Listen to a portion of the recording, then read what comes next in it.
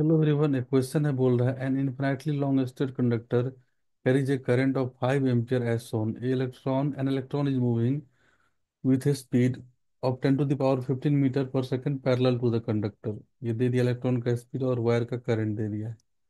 The perpendicular distance between the electron and the conductor is 20 centimetre at that instant. Calculate the magnitude of force experienced by electron at that instant. तो यहाँ पर electron move कर रहा है parallel to the conductor, और conductor में देखिए current जा रहा है 5 एम्पियर।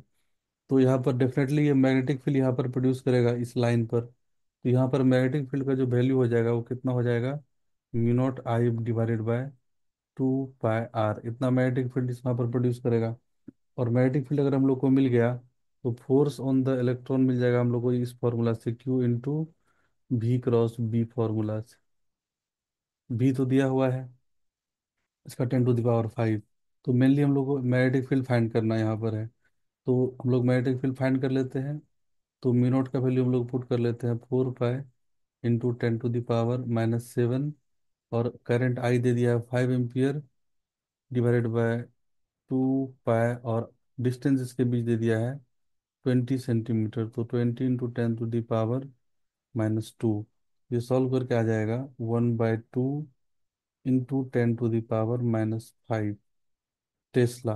ये मैग्नेटिक फील्ड आ जाएगा। अभी हम लोग को फोर्स मिल जाएगा।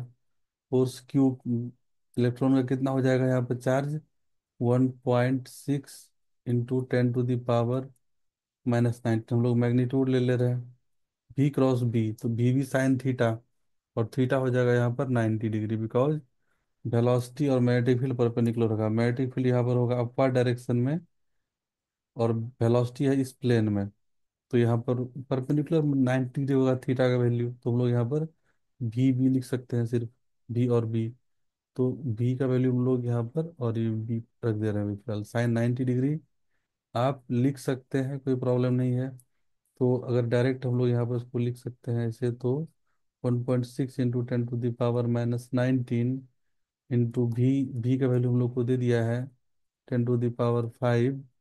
और बी का वैल्यू हम लोग को पता है, अभी मिला है 1/2 इंटू 10 टू द पावर -5।